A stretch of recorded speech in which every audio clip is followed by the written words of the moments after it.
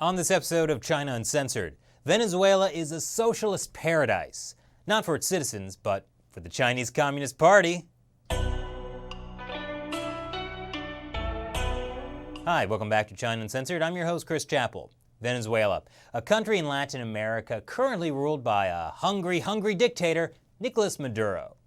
It's funny because he's eating an empanada on national television, while his people are suffering from malnutrition caused by his economic mismanagement. Fernando Contreras says he's lost 40 pounds since the troubles started. And this is common throughout Venezuela. Tenemos hambre, hay hambre. Hago una cola todo el santo día, no consigo nada. Tengo meses que no compro leche. La carne, el pollo, carísimo si logras conseguirlo. Esto es recorte de pescado que está comiendo la gente, miren, cabezas de pescado, miren. Recorte que antes comían eran los perros, con el perdón de los perros. I mean, come on, dogs aren't offended when you eat their food. They're offended when you're so hungry, you eat them. And if that's not bad enough, the Venezuelan currency, the Bolivar, has been a bit unstable lately. The International Monetary Fund projected 1,000,000% inflation this year alone. Wow, that's wildly unstable. It's like the Lindsay Lohan of currencies. You know, everything seemed fine in like 2004, but eventually everything just fell apart. The currency is so devalued, some shopkeepers weigh the money rather than waste time counting. Although it's inspired at least one entrepreneur to put the cash to good use by making stuff like this handbag that can be sold for more than the cash itself is worth. And Venezuela's instability has also garnered interest from a much bigger entrepreneur, China. In fact, empanada aficionado and brutal dictator Nicolas Maduro just got back from China, where he asked Xi Jinping if he could please borrow a cup of sugar and like $5 billion. China has already loaned Venezuela about $70 billion in the past 10 years, and apparently tens of billions haven't been paid off yet.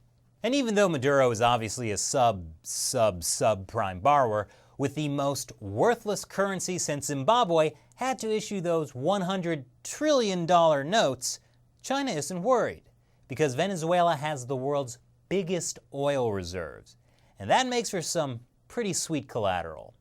Venezuela will sell 9.9% of shares in an oil joint venture called Sinovensa to the Chinese state-owned oil company China National Petroleum Corporation for an undisclosed amount of cash. China will own 49% of Sinovensa after the sale, and China will also be put in charge of some of the drilling and oil extraction. Maduro said the Sinovensa sale formed part of the plan to invest $5 billion over the next year in Chinese projects to double oil production and send 1,000,000 barrels per day to China. Yo calculo aproximadamente $5,000 millones. ¿Qué dice Quevedo? Aproximadamente, ¿verdad? Debemos invertir junto a China unos $5,000 millones en el transcurso de este año. And this is important because even though Venezuela has the world's biggest oil reserves, it's actually extremely bad at actually getting the oil out. That wasn't always the case.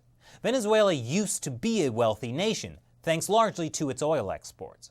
But in 1998, Venezuelans elected socialist visionary Hugo Chavez.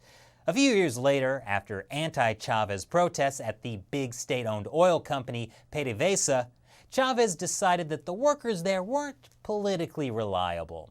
So he fired 40% of the workforce, including some of the best executives, and put his own supporters in charge. And now, with 3 times the quantity of people, you produce 1/3 of the oil.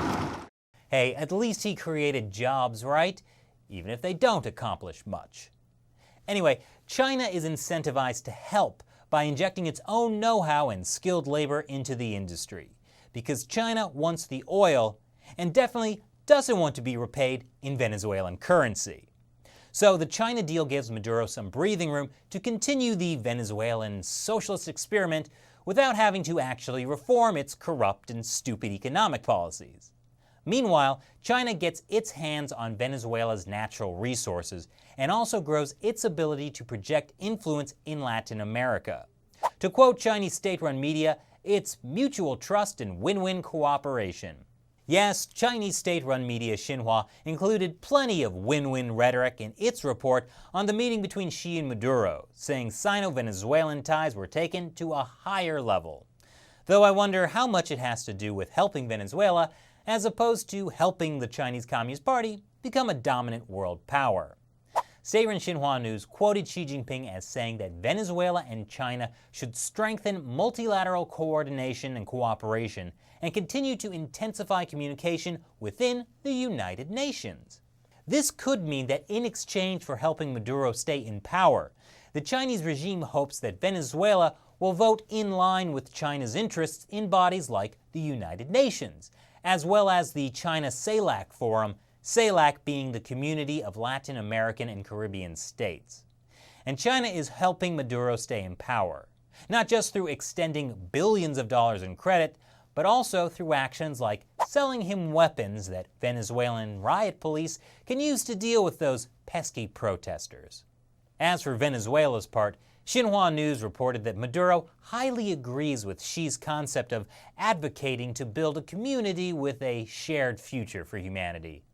I wonder what kind of shared future they have in mind. Y según cifras oficiales, esta sí, del Ministerio Público, entre el 2005 y junio del 2017 hubo 8.292 ejecuciones extrajudiciales en Venezuela, una cifra altísima. Por lo tanto, estamos hablando aproximadamente de que el 22% de los homicidios que se cometen en el país los comete el Estado. Or maybe this. Oye, que esto lo sepa todo el mundo, nos estamos muriendo de hambre, los venezolanos. Esto no es posible, estamos en una dictadura, pero disfrazada. Todos son testigos, hay gente que no podemos hablar. ¿Por qué? Porque nos tienen amordazados. Si tú hablas, mandan a los colectivos a que te agredan, a que te maten. Or maybe it's the future in which the socialist leader of Venezuela feasts on steak while the rest of his country eats fish heads. No, seriously, this video is from Maduro's trip back from China, where he stopped in Turkey and ate some delicious steak at a restaurant run by celebrity chef Salt Bae, which was then followed by this unintentionally hilarious tweet from U.S. Senator Marco Rubio saying, "I don't know who this weirdo Salt Bae is, but the guy he is so proud to host is not the president of Venezuela.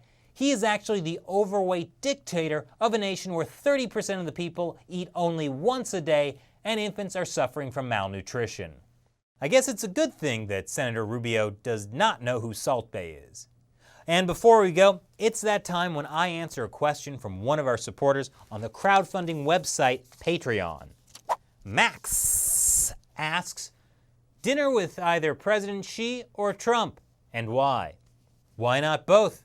I hear Mar-a-Lago has the best chocolate cake. Thanks for your question, Max. So what do you think about China's deal with Venezuela? Leave your comments below. Once again, I'm Chris Chappell. See you next time. As I mentioned, China Uncensored is supported mainly through direct viewer contribution. Go to patreon.com/China Uncensored or click this orange button. Check out all the cool rewards you get for being a Patreon supporter, including, of course, having me answer your questions on the show.